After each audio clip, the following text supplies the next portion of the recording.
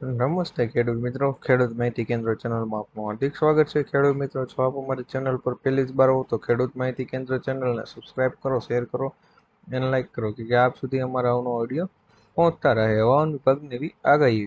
ગુજરાતમાં હવામાન વિભાગે નવી આગાહી કરી છે। તે અનુસાર આવનારા 3 દિવસ પછી ગરમી વધશે। તે દરમિયાન તાપમાન 2 થી 3 ડિગ્રીનો વધારો થશે।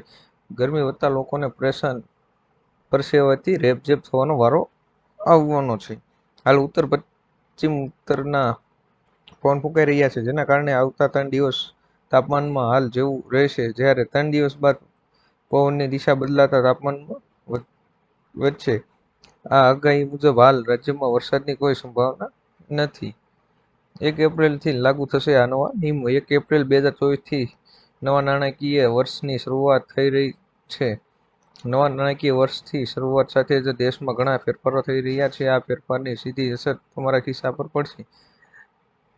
1 એપ્રિલથી કયા મહત્વપૂર્ણ ફેરફાર થશે, જેની અસર દેશના દરેક મિડલ ક્લાસ પર પડશે। 1 એપ્રિલ 2024થી ફાસ્ટેગ સંબંધિત એક મોટો ફેરફાર થવા જઈ રહ્યો છે। જેને બેંકમાંથી તમારી કારના ફાસ્ટેગનું કેવાયસી અપડેટ કર્યું નથી તો તમારે 1 એપ્રિલથી સમસ્યાનો સામનો કરવો પડી શકે છે।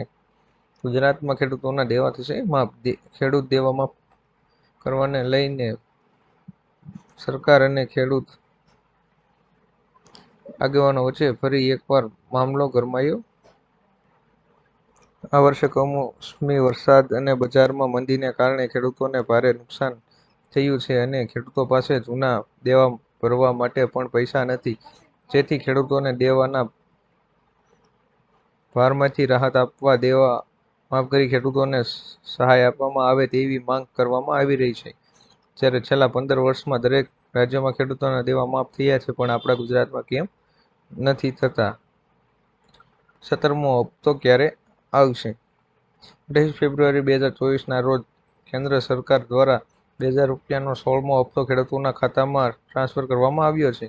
જ્યારે મિત્રો, આવનારા સમયની અંદર ગુજરાતમાં ચૂંટણી આવી રહી છે, જેના કારણે મુદ્દો ચર્ચામાં આવ્યો છે કે 17મો હપ્તો ખેડૂતોને ક્યારે મળશે? મિત્રો, 17મા હપ્તા માટે હજુ સુધી કોઈ સત્તાવાર જાહેરાત કરવામાં આવી નથી, પરંતુ નિયમો મુજબ દર 4 મહિને હપ્તો બહાર પાડવામાં આવે છે। તે અંતર્ગત જૂન અથવા તો જુલાઈ મહિનાની વચ્ચે 17મો હપ્તો રિલીઝ થઈ શકે છે। જનધન ખાતામાં આવશે પૈસા। જે લોકોનું જનધન ખાતું છે તેમના માટે એક સારા સમાચાર બહાર આવ્યા છે।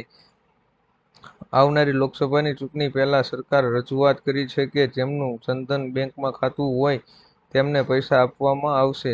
તમને જણાવી દઈએ કે સરકાર દ્વારા જે લોકોનું જનધનમાં ખાતું છે તેમને ઓવરડ્રાફ્ટના રૂપમાં રૂપિયા 10,000 આપવામાં આવે છે।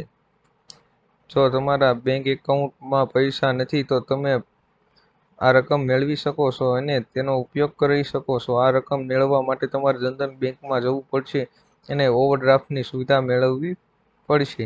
જો તમે સરકારની આ યોજનાનો લાભ મેળવવો હોય તો તમારી ઉંમર ઓછામાં ઓછી 18 વર્ષ અને મહત્તમ 65 વર્ષ હોવી જોઈએ।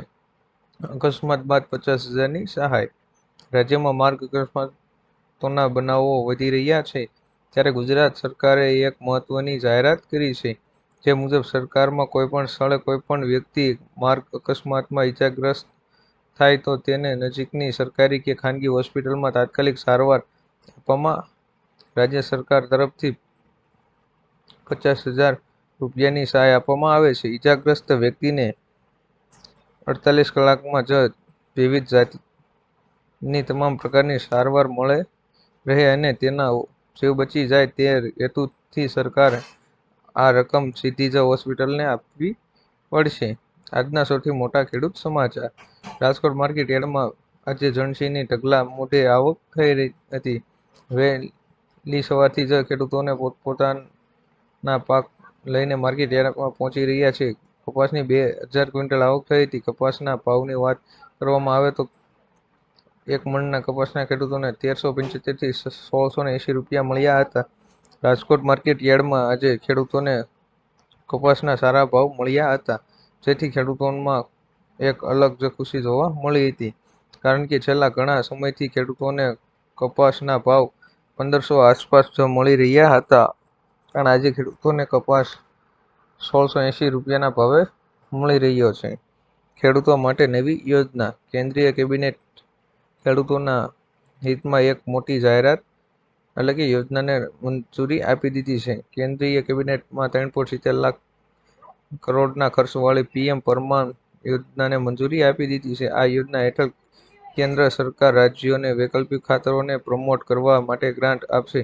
આ રીતે ખેડૂતોને પણ વૈકલ્પિક ખાતરો મળશે અને તે પણ સસ્તા ભાવે. કેબિનેટની બેઠક બાદ મનસુખ માંડવિયાએ કહ્યું કે આગામી 3 વર્ષમાં મોદી સરકાર ખેડૂતોના કલ્યાણ માટે ₹3,70,000 કરોડ ખર્ચશે.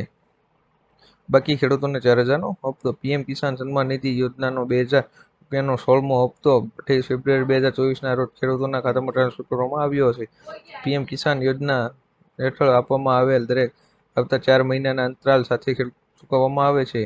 જે મુજબ 16મો હપ્તો 28 ફેબ્રુઆરી 2023ના રોજ ખેડૂતોના ખાતામાં ટ્રાન્સફર કરવામાં આવ્યો છે. કૃષિ અને ખેડૂત કલ્યાણ વિભાગ દ્વારા પ્રાપ્ત અહેવાલ મુજબ લાખો ખેડૂતો પીએમ કિસાન યોજના હેઠળ બહાર પાડવામાં આવેલ 16મા હપ્તાની રકમ મેળવવાથી વંચિત છે.